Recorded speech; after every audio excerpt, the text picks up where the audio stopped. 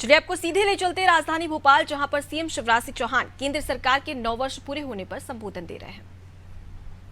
आज वो साकार होता हुआ दिखाई दे रहा है।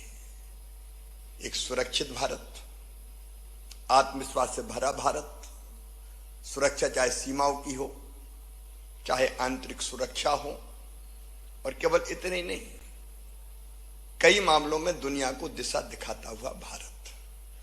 देखिए, हर भारतवासी गर्व से भर जाता है जब अमेरिका के राष्ट्रपति ये कहते हैं कि आप बहुत लोकप्रिय हैं, ऑटोग्राफ चाहिए। ऑस्ट्रेलिया के राष्ट्र प्रमुख कहते हैं मोदी इज द बॉस। और जिस ढंग से उनका सम्मान होता है, दुनिया के बाकी देशों में देश केवल हम अपनी बात नहीं कहते, हमारे देशवासियों का माथा गर्व से उन्नत हो जाता है। अब कई चीजें ऐसी अद्भुत हैं, कोई सोचता था जोधैया भाई हमारी कलाकार है, उनको पद्मश्री मिलेगी, कोई कल्पना कर सकता था? एक जमाने में कुलीनों के सम्मान माने जाते थे ये सब। स्वच्छता, हम लोग लगभग इस मानसिकता में ज्यादातर लोग रहते थे कि ये तो केवल कहने की बात है। जनता का आंदोलन बना देना उसको। जनधन खाते गरीबों के खुलवाए, तब कितनी चर्चाएं हुई थी, लेकिन वही जनधन खाते डीबीटी के आधार बने और करोड़ों भारतवासियों को उन्हीं खातों में पैसा पहुंचता है, तो एक का 1 रुपया जाता है। अगर हम वर्णन करें तो अनेकों चीजें हैं जिनके बारे में व्यापक रूप से कहा जा सकता है, लेकिन चूंकि प्रेजेंटेशन भूपेंद्र जी को करना है तो रिपीटेशन सब चीजों का ना हो, इसलिए मैं बात लंबी नहीं कर रहा। लेकिन कुछ चीजें केवल मध्य प्रदेश के संदर्भ में अगर हम देखें तो बीडी शर्मा जी गरीब कल्याण की बात कर रहे थे। 5 करोड़ 18 लाख से अधिक हितग्राहियों को निःशुल्क खाद्यान्न ये गरीबों को मिल रहा है। 4 करोड़ 1 लाख से अधिक नागरिकों के प्रधानमंत्री जनधन खाते खुले। प्रधानमंत्री आवास योजना अगर दोनों मिला ली जाए, तब जब केवल एक पंचायत में 1 या 2 आवास कुटीर आती थी, मुझे कहते हुए गर्व है कि 38 लाख तो ग्रामीण क्षेत्र में और 7 लाख शहरी क्षेत्रों में लोगों के मकान बन रहे थे। 33 लाख हम कंप्लीट कर चुके हैं। कोई सोचता था कि गांव में भी हर घर में पीने का पानी नल से लाने का अभियान शुरू होगा। 57 लाख लोगों को मध्य प्रदेश में ही हम नए नल कनेक्शन दे चुके हैं और 1 करोड़ 2 लाख तक पहुंचाना हमारा टारगेट है, जिस पे हम लोग प्रधानमंत्री जी के मार्गदर्शन में हम काम कर रहे हैं। अटल पेंशन योजना 30,21,000 में मध्य प्रदेश की बात कर रहा हूं। प्रधानमंत्री जीवन ज्योति योजना के अंतर्गत 81,75,000 से अधिक लोगों को बीमा की सुविधा मिली। मुद्रा योजना के अगर आप आंकड़े देख लें, मध्य प्रदेश की बात करूं, 3 साल के केवल 95,47,000 से अधिक हितग्राहियों को 34,000 करोड़ रुपए से अधिक मुद्रा के ऋण वितरण किए गए हैं अपना स्वरोजगार खड़ा करने के लिए। योजनाएं अनेकों हैं, लेकिन मैं केवल इंफ्रा की 2 मिनट में बात करना चाहता हूं और उसके बाद भूपेंद्र जी अपना प्रेजेंटेशन आपके सामने रखेंगे। आप केवल रेलवे के मामले में देख लीजिए, 2009 से लेकर 2014 के बीच रेलवे के बजट का औसत आवंटन था 632 करोड़ रुपया। 21-22 में ये बढ़ के हो गया 7,700 करोड़ और 23-24 में ये बढ़ के हो गया 13,607 करोड़। अब अलग अलग रेलवे लाइन, आमान परिवर्तन, दोहरीकरण, वंदे भारत ट्रेन, उसके विस्तार में मैं नहीं जा रहा। अब सड़कों की दृष्टि से देखेंगे, मैं केवल राष्ट्रीय राजमार्गों की बात करूंगा।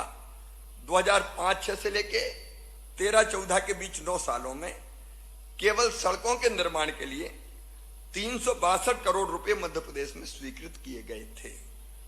लेकिन अभी 14-15 से लेके 22-23 के बीच 9 सालों में कुल 52,613 करोड़ रुपए के सड़क निर्माण के काम स्वीकृत किए गए, जिनमें से 41,758 करोड़ रुपए व्यय किए जा चुके हैं और 4,906 किलोमीटर की शानदार सड़कों का निर्माण किया गया है। मैं 2-3 चीजें और, एक सिंचाई की योजनाएं। अगर हम 45 लाख हेक्टेयर तक पहुंचे मध्य प्रदेश में, तो प्रधानमंत्री जी का इसमें आशीर्वाद। और अभी 20 लाख एकड़ की 44,500 करोड़ रुपए से ज्यादा की परियोजना क्रियान्वित हुआ, जो बुंदेलखंड की तस्वीर और वहां की जनता की तकदीर बदलेगी, वो स्वीकृत करने का काम किया गया है।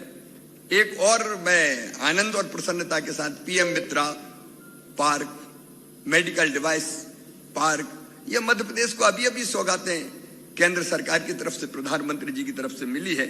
और बीना रिफाइनरी में भारत पेट्रोलियम कॉर्पोरेशन लिमिटेड के द्वारा ethylene cracker project, petrochemical plant और रिफाइनरी विस्तार के लिए 49,000 करोड़ रुपए की लागत की परियोजना मंजूर की गई है, जो मध्य प्रदेश की तस्वीर बदल देगी उस अंचल की। ऐसे सैकड़ों काम मैं गिना सकता हूं जो सीधे सीधे मध्य प्रदेश की, मध्य प्रदेश का निर्माण करने में सहयोगी है। ऐसे प्रधानमंत्री जी को पाकर देश को गौरवान्वित है। केवल अंत में एक बात कह के कि प्रधानमंत्री जी किसी भी मुद्दे में कितने संजीदा और संवेदनशील है। मैं एक छोटी सी घटना सुना के अपनी बात समाप्त करूंगा।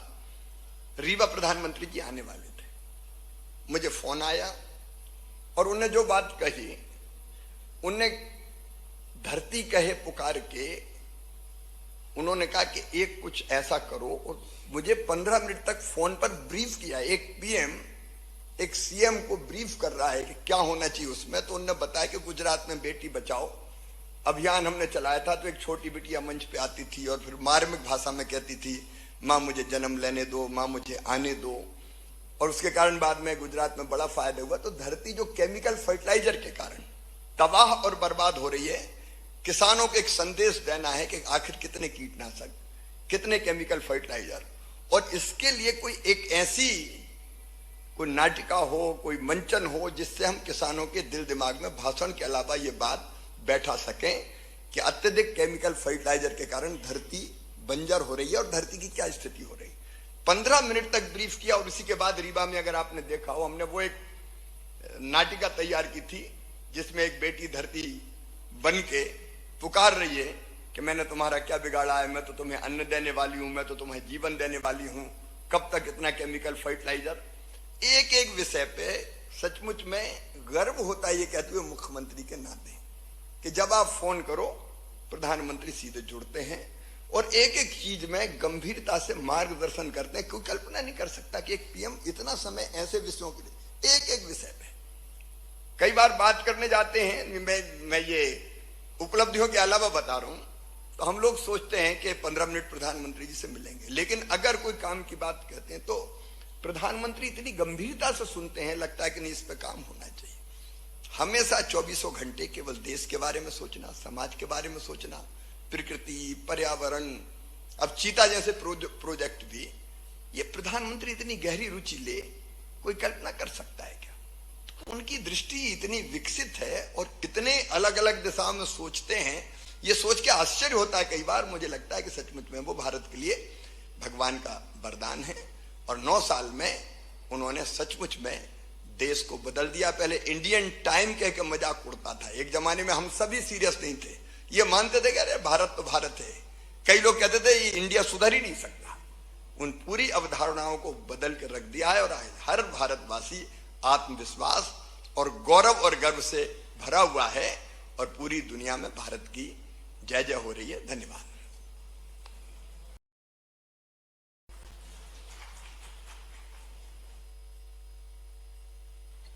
धन्यवाद माननीय मुख्यमंत्री जी। इसके पहले कि मैं इस कार्यक्रम की मुख्य श्रृंखला की ओर बढ़ूं, एक छोटा सा चलचित्र, एक वीडियो आप सबके समक्ष हम प्रस्तुत करना चाहते हैं। मैं आग्रह करूंगा कि वो वीडियो प्रारंभ किया जाए।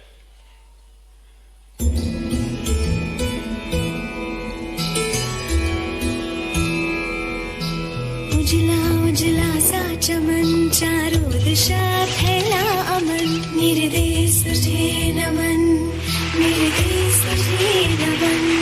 9 साल मुझे हर बार तेरे आगे झुकने का मन हुआ, जब झुका मैं तेरे आगे, तेरा होने का मुझे गर्व हुआ। दुनिया को राह दिखाता तू ही तो मेरा प्यारा है, इसीलिए तेरे आगे बार बार दिल हारा है। मेरे देश तुझे नमन,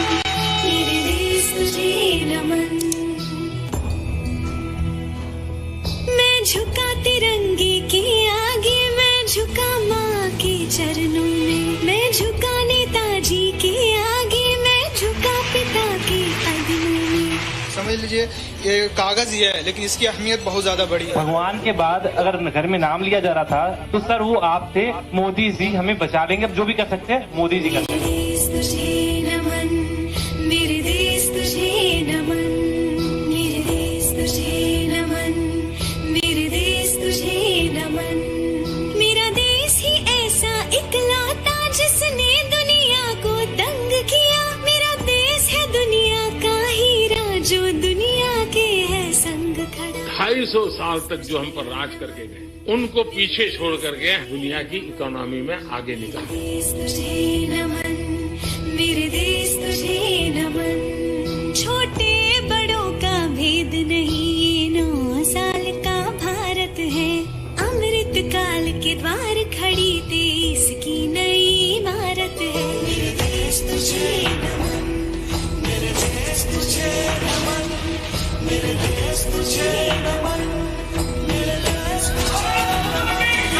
आज जब हम अमृत काल में प्रवेश कर रहे हैं, अगले 25 वर्ष हमारे देश के लिए अत्यंत महत्वपूर्ण है।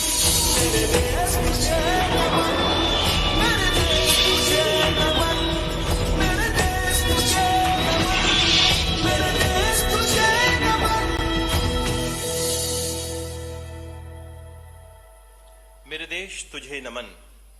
सेवा, सुशासन और गरीब कल्याण के लिए समर्पित ये 9 वर्ष। और अब मैं आइए ले चलता हूं इस कार्यक्रम की मुख्य कड़ी में, और मैं आमंत्रित करता हूं एक ऐसे व्यक्तित्व को जिसने भारतीय अवधारणा जल जंगल जमीन की अपने मंत्रालय के माध्यम से संवर्धित और संरक्षित करने का एक पूर्ण ईमानदार प्रयास किया है। मैं आग्रह करता हूं माननीय श्री भूपेंद्र यादव जी से, केंद्रीय मंत्री श्रम, रोजगार, पर्यावरण, वन एवं जलवायु परिवर्तन, की वे आएं और हम सबके समक्ष पीपीटी का प्रस्तुतिकरण करें। माननीय श्री भूपेंद्र यादव जी।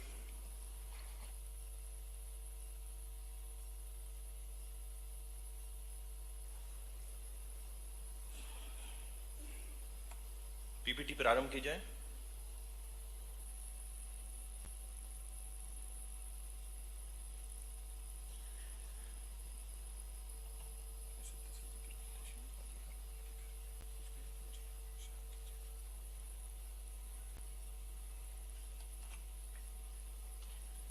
आज के मीडिया संवाद के इस कार्यक्रम में हमारे बीच में उपस्थित मध्य प्रदेश के हमारे यशस्वी मुख्यमंत्री सम्मान्य शिवराज जी, भारतीय जनता पार्टी के मध्य प्रदेश के अध्यक्ष श्री विष्णुदत्त शर्मा जी, मीडिया के सभी वरिष्ठ बंधुगण, बहनें और उपस्थित पार्टी के वरिष्ठ कार्यकर्तागण,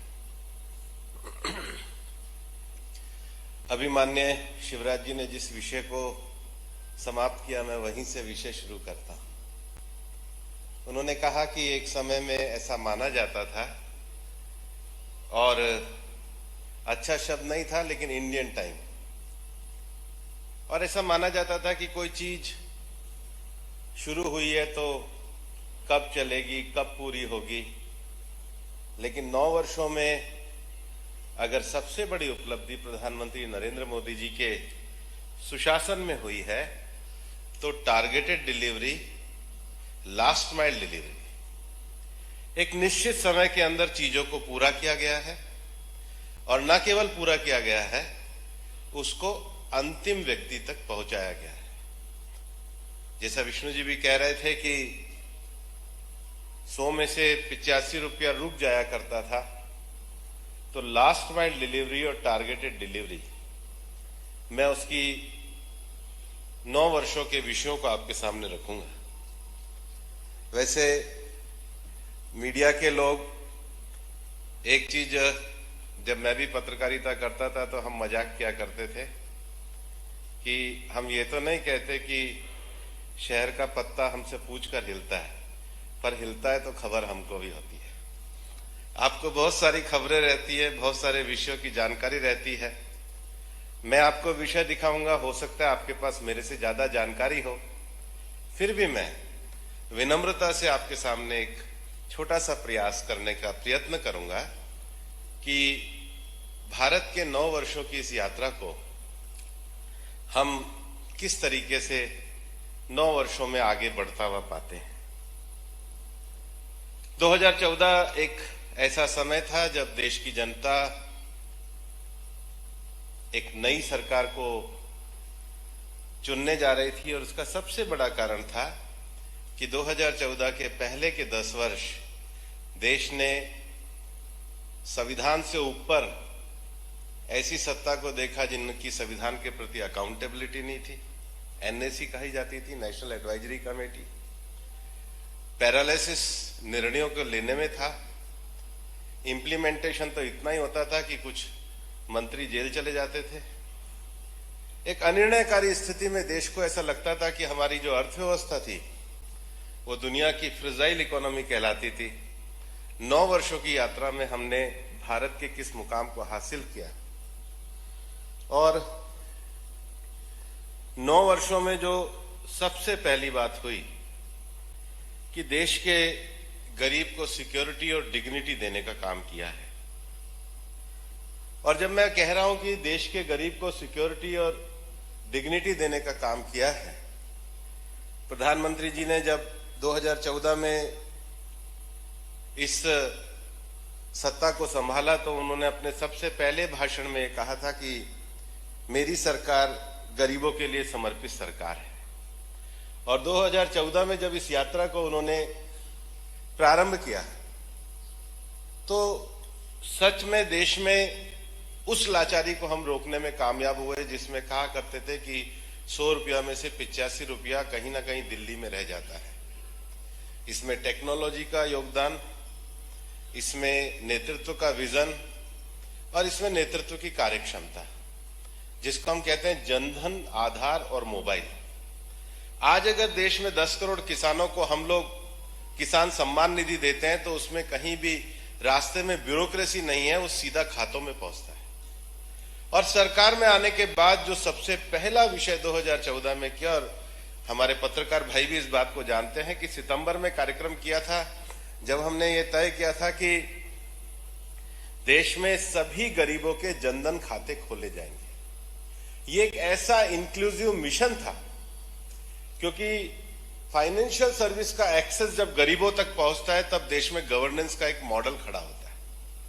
फाइनेंशियल सर्विस और उसका एक्सेस गरीबों तक पहुंचता है तब गरीब की पाई पाई उसके घर पर पहुंचाने का जो सरकार का संकल्प है वो पूरा होता है। और इसलिए जब हम गरीबी के खिलाफ लड़ते हैं तो फिर गरीब कोई एक वर्ग, कोई एक जाति, कोई एक धर्म तक सीमित नहीं होता है। ये हमारी सबकी सामूहिक संकल्प की लड़ाई है, ये हर भारतवासी की लड़ाई है।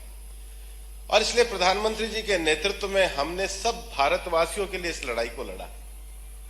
और आपने देखा होगा कि जो अभी मेरे प्रारंभ में संचालक भी कह रहे थे कि कोविड की इतनी बड़ी जो महामारी आई, आप कल्पना करिए पहले जब देश में टीबी, पीलिया जैसे, पोलियो जैसे रोग होते थे तो हम कहीं ना कहीं उसकी दवाई के लिए दुनिया पे निर्भर रहा करते थे। और दवाई के मानदंड तो कोई भारत तय नहीं करता है, दुनिया की स्वास्थ्य की संस्थाएं तय करती हैं। और इसलिए हमने जिस वैक्सीनेशन का उत्पादन किया वो वैक्सीनेशन स्वदेशी तो थी ही, अंतर्राष्ट्रीय मानकों के हिसाब से भी थी। और last mile delivery, targeted delivery का अर्थ यह है कि देश के सब गरीबों तक, सब तक वो टीकाकरण पहुंचा। ये है सबका साथ सबका विकास, कि कोई समाज का वर्ग हमारे से अलग नहीं रहेगा, किसी के साथ भेदभाव नहीं होगा। और इसलिए देश का स्वाभिमान भी बढ़ा। और मैं तो दुनिया के कई देशों में पर्यावरण वार्ताओं के कारण जाता हूं। लोग छोटे देशों में अगर आप जाएंगे, मैं अफ्रीका के पश्चिमी अफ्रीका में एक यूएनसीसीडी की कॉप में गया था, आइवरी कोस्ट, कोटे दीवार उसको कहते हैं। एक अलग ही सम्मान का भाव था कि भारत के मंत्री आए हैं तो भारत हमें कोविड में वैक्सीनेशन हमारे को पहुंचाने का काम किया। आप मालदीव में जाकर के जब हमारी बात हुई तो हमारे डिपार्टमेंट के सेक्रेटरी पहुंची तो विशेष रूप से कहा कि भारत ने उस कोविड के समय में हमको वैक्सीनेशन पहुंचाया। तो ये जो एक बहुत बड़ी उपलब्धि है, ये हमारी गौरव करने जैसी है। दूसरा विषय, आजादी के बाद हम एक निश्चित समय के अंतर्गत प्रधानमंत्री आवास योजना का जो लाभ है वो 3.5 करोड़ से ज्यादा लोगों को पहुंचाने में कामयाब हुए। और उसका बहुत बड़ा जो कारण है वो सरकार की योजनाएं सीधे जो हमने एक्सेसिबिलिटी थी गरीब के लिए, उसकी राशि सीधे उसके अकाउंट में पहुंचेगी। 3.5 करोड़ लोगों को आवास मिलना, कल माननीय प्रधानमंत्री जी ने जब नए संसद के भवन का उद्घाटन किया था तब भी उन्होंने कहा कि संसद का तो भवन बना ही है, अमृतकाल का ये जो नया भवन बना है, लेकिन उसके साथ बड़ा संतोष इस बात का भी है कि हम 3.5 करोड़ गरीबों को भी पक्का मकान दे पाए, अपने हर देशवासी भाई के घर पर पक्की छत रहे। और जब आप अरुणाचल में, नॉर्थ ईस्ट में, जम्मू कश्मीर के लेह लद्दाख में यात्रा करेंगे तब आपको इसकी अनुभूति प्राप्त होगी, उसका संतोष आपको तब देखने को मिलेगा। और इस देश में लोहिया जी का भी 1960 के दशक में कहा करते थे कि हिंदुस्तान में 2 बड़ी समस्याएं और जिसकी सबसे बड़ा सामना महिलाओं को करना पड़ता है, एक पानी और एक पखाना। ये लोहिया जी के लिखे हुए शब्द थे। 1960 से लगातार चिल्लाते रहे कि देश की महिलाओं की जो सबसे बड़ी समस्या है बहुत दूर से पानी लाना और शौच के लिए शाम सूरज के ढलने का इंतजार करना। एक बेबसी की जिंदगी हमने पूरे देश में एक बड़े वर्ग को देख के रखी है। हम सामान्य रूप से मध्यम वर्गीय और उच्च मध्यम वर्गीय शहरों से आने वाले लोगों को अंदाजा नहीं होता है कि गांव में इसको किस तरीके से एक गरीब महिला के लिए बेबसी का विषय माना जाता है। और इसलिए सरकार ने इस विषय को बड़ी संपूर्णता, शिद्दत के साथ और अंतिम स्तर तक पहुंचाने के लिए इस काम को चलाया और 12.25 करोड़ 11 करोड़ 72 लाख 72 लाख। आप जो भी सरकार के विजन को देखेंगे कि अगर गरीब व्यक्ति तक ये विषय पहुंचाना है तो हर गरीब तक पहुंचाना है। 200 करोड़ वैक्सीनेशन से लेके 3.5 करोड़ पक्के मकान और 12.25 करोड़ जो इस पे मूवी तक बनी, समाज के लिए कितनी आवश्यकता है। अब बच्चियां 10वीं 11वीं 12वीं पढ़ रही है, लोग निकलने की हिम्मत नहीं करते थे और इसलिए ये इज्जत घरों का निर्माण करना ये सरकार के लिए संतोष का विषय है। किसी को सम्मान देना, सम्मान पूर्वक जीवन जीने का देना, यही सेवा है। सुशासन से बड़ी ये सेवा है और ये सेवा करने का काम 9 वर्षों में प्रधानमंत्री नरेंद्र मोदी जी के नेतृत्व में सरकार ने करने का काम किया है। और ग्रामीण इलाकों में जहां 2014 में हमारी ये जो रेशो था 39% था, आज हम ओडीएफ के मामले में 100% हुए। ये देश में जिसको हम हर स्कीम्स का सैचुरेशन को किस स्तर तक लेकर के जा सकते हैं, इसमें सोशल अवेयरनेस है, इसमें एग्जीक्यूशन है, इसमें सरकार का कमिटमेंट है, इसमें सरकार की सेवा की भावना और सबसे बड़ी बात नेतृत्व का विजन है। हमारी आवश्यकता देश में किस बात में सबसे जरूरी है। उसके बाद जो मैंने कहा था, कभी 60 के दशक में देश के नेता इस बात को बड़ी प्रखरता के साथ कहते थे और ऐसे नेता जो बड़े विचारक भी थे। और दूसरा विषय पानी का है और पानी, स्वच्छ पानी होना, वरना पानी के कारण कितनी बड़ी बीमारियां भी फैलती हैं।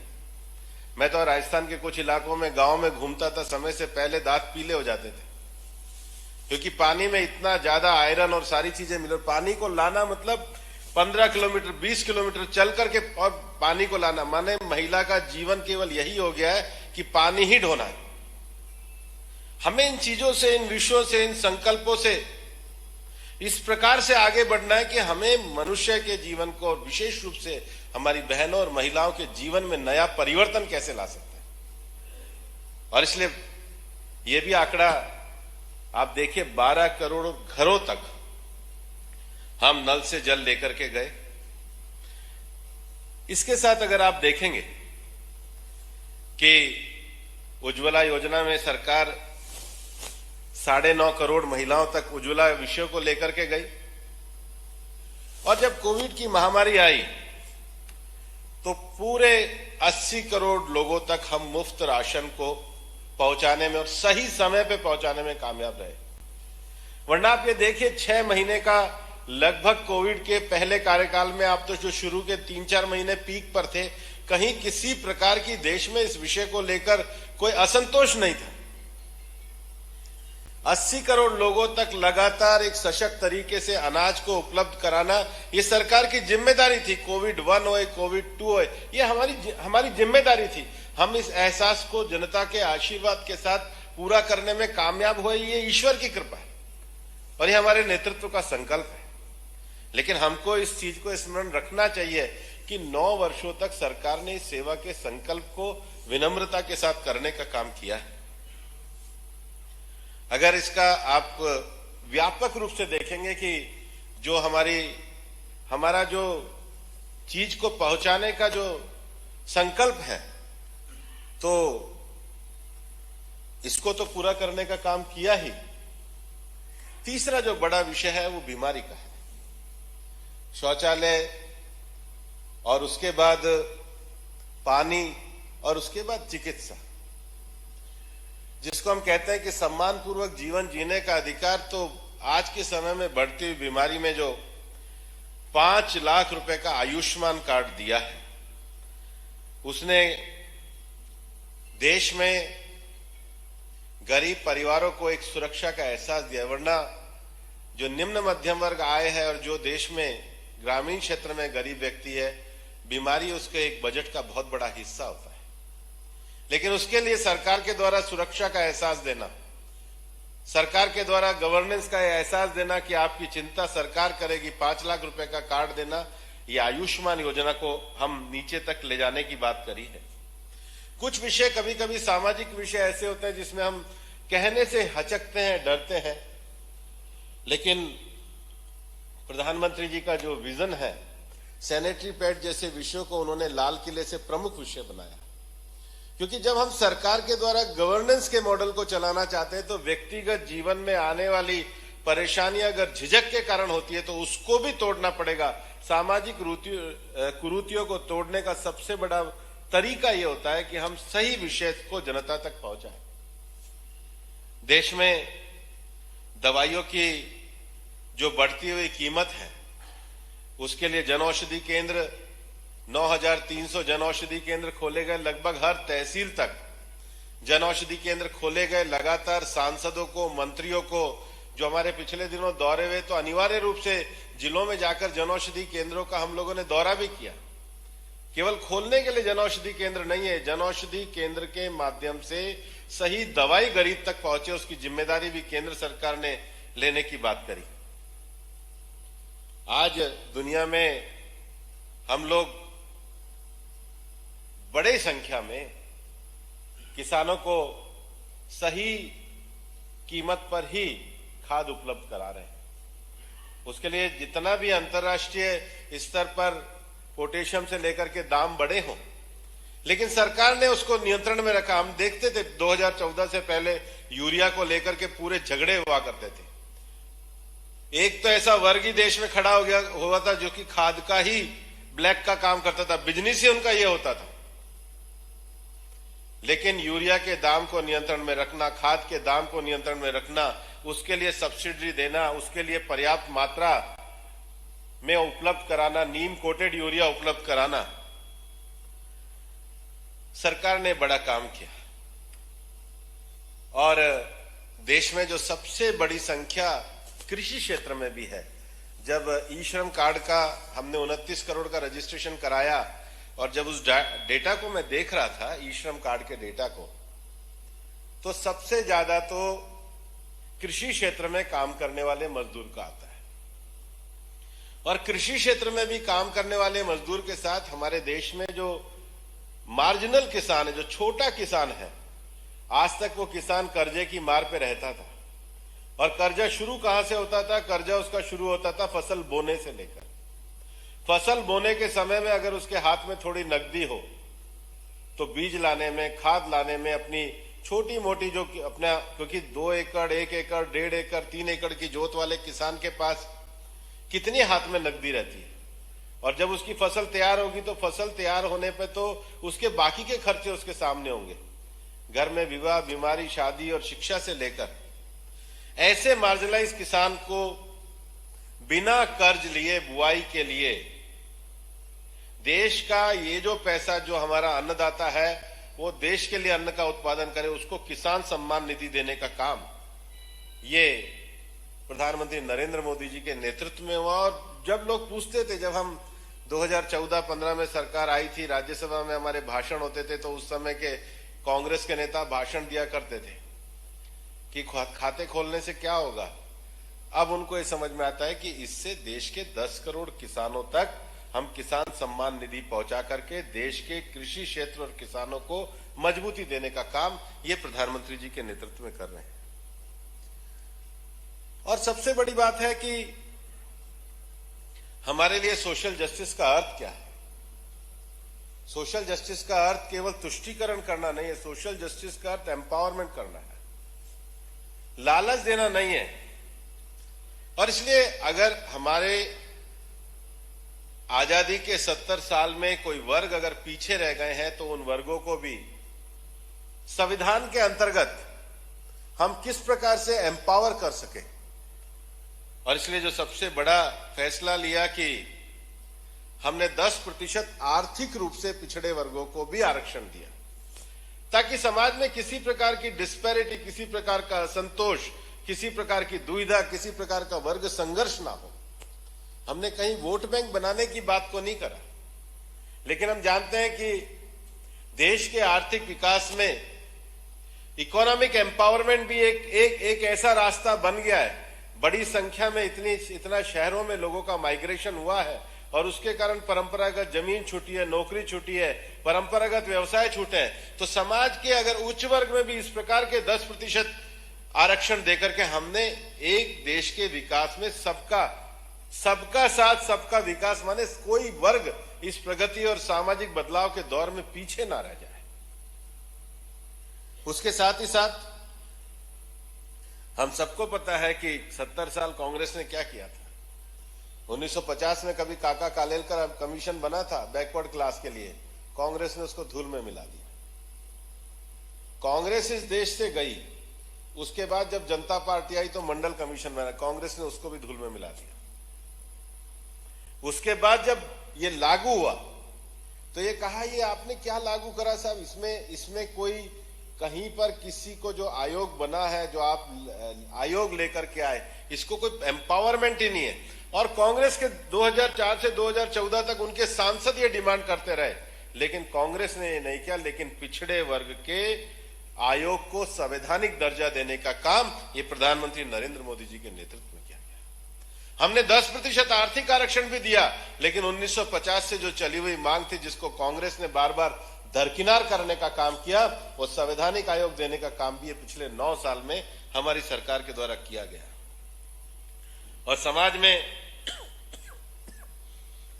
जो हमारे दिव्यांग भाई हैं, ईश्वर का दिया हुआ जो भी शरीर है उसमें जिस प्रकार का भी दिव्यांगता के विषय हैं, उस कैटेगरी को भी बढ़ाने का काम किया। उनके लिए आरक्षण की बात, उनको आगे बढ़ाने की बात, उनको एम्पावरमेंट करने की बात, उनके जीवन में सम्मान देने की बात, उनको एक सक्षम नागरिक बनाने की बात ये सरकार के द्वारा की गई। और इसलिए जहां गरीब कल्याण का विषय हुआ, जहां सोशल एम्पावरमेंट का विषय हुआ, जहां योजनाओं को सही समय पे पहुंचाने का विषय हुआ, वहीं देश के इंफ्रास्ट्रक्चर को भी बढ़ाने का काम किया। क्योंकि विकास के मॉडल का अर्थ यह नहीं है कि विकास केवल 2 विषयों का कर लिया। जब हमको सोसाइटी का होलिस्टिक डेवलपमेंट चाहिए, जब हम समाज का पूरा डेवलपमेंट चाहिए, तो विकास का अर्थ है कि ये बढ़ते हुए देश के नागरिकों की आवश्यकताओं को कैसे बढ़ाया जाए। और इसलिए अगर प्रगति के मामले में हम देखें तो कुछ तुलनाएं आप देखना, आपको देखने के बाद आएगा कि 9 वर्षों में भारत की तस्वीर को किस प्रकार से बदलने का काम किया। आप देखेंगे कि 2014 तक केवल देश में 74 एयरपोर्ट्स थे और पिछले 9 साल में 74 नए एयरपोर्ट बने, छोटे से छोटी जगह। आज हमारी एयर कनेक्टिविटी से जुड़ी हुई है। दूसरा, अगर आप देखेंगे कंस्ट्रक्शन, देश में 2014 तक 91,287 किलोमीटर की सड़क बनी और पिछले 9 साल में ये 53,860 किलोमीटर तो पूरा हो चुका है। आज आप कहीं भी जाएंगे, देश के किसी भी भाग की कनेक्टिविटी को देखेंगे, क्योंकि विकास का रास्ता जब भी खड़ा होगा जब विकास का रास्ता अंतिम छोर तक पहुंचेगा। जिसको हम लोगों को सुविधाएं और साधन देने की बात केवल वैक्सीनेशन, राशन, ये तो है ही है, लेकिन इसके साथ इंफ्रास्ट्रक्चर देना भी जरूरी है ताकि विकास का मार्ग। और ये आप देखेंगे कि जितना काम हम 2014 तक कर पाए उससे कई अगर आप गुणात्मक रूप से अगर वर्ष का निकालेंगे तो कितना आगे बढ़े हैं। देश में 2014 तक कोई वाटरवे नहीं देखा गया था। ये एक्ट ही हमारी सरकार के समय में आया है। हमारे उत्तर से लेकर के दक्षिण तक बड़ी नदियां हैं, गंगा है, महानदी है, कावेरी है, कृष्णा है, गोदावरी है, और जो वाटरवेज के माध्यम से जितना द्रुत गति से बड़ा परिवहन होता है या बड़ा सामान जा सकता है, तो 2014 तक देश में इस वाटरवे का कोई उपयोग ही नहीं किया गया। और उसके बाद देश ने 111 नए वाटरवे, क्योंकि हमारे देश की जो अपनी जो क्षमताएं हैं, उस क्षमताओं को हम किस प्रकार से विकसित कर सकते हैं, अपने रिसोर्स को कैसे विकसित कर सकते हैं। वंदे भारत हम देख रहे हैं और वंदे भारत पे आज हम सबको गर्व भी हो रहा है। वंदे भारत पिछले 9 साल में 20 ट्रेन शुरू हुई और जो शहरी क्षेत्रों में पहले हमारे 2014 तक हम मेट्रो को केवल 5 शहरों में लेकर के आए थे, अब 9 सालों में हम 15 शहरों में अब मेट्रो को लेकर के जा रहे हैं। और जो भी बढ़ते हुए हमारे शहर हैं, उन शहर की आवश्यकताओं को, क्योंकि कामकाजी महिलाएं हो रही हैं, बच्चे हो रहे हैं, कॉलेज जाने वाले स्टूडेंट्स हैं, शहरों में बढ़ता हुआ ट्रैफिक का ओवर कंट्रोल होना है। और शहरों में को अगर हमारे को अच्छी सुविधाएं देनी है तो हमें उसमें एक ए क्लास ट्रांसपोर्ट का सिस्टम खड़ा करना होगा। हम बहुत सारे विषयों में राजनीति को केवल छोटे विषयों, छोटे वर्गों, कुछ समीकरणों में उलझा के रखते हैं। राजनीति केवल समीकरणों के लिए नहीं होती है, राजनीति जीवन के सरलीकरण के लिए भी होती है। समीकरणों से वोट बैंक खड़े कर सकते हैं, लेकिन सरलीकरण से लोगों के जीवन में परिवर्तन ला सकते हैं। और इसलिए शहर में अच्छा ट्रांसपोर्टेशन होना, देश में अच्छा ट्रांसपोर्टेशन होना, ट्रांसपोर्टेशन का अर्थ है अगर एयरपोर्ट बढ़ाएंगे तो उतनी संख्या में, अगर हाईवे बढ़ाएंगे तो उतनी संख्या में, अगर वाटरवे की नई गुंजाइश को बढ़ाएंगे तो उतनी संख्या में, और अगर हमको देश में middle class, high middle class के लिए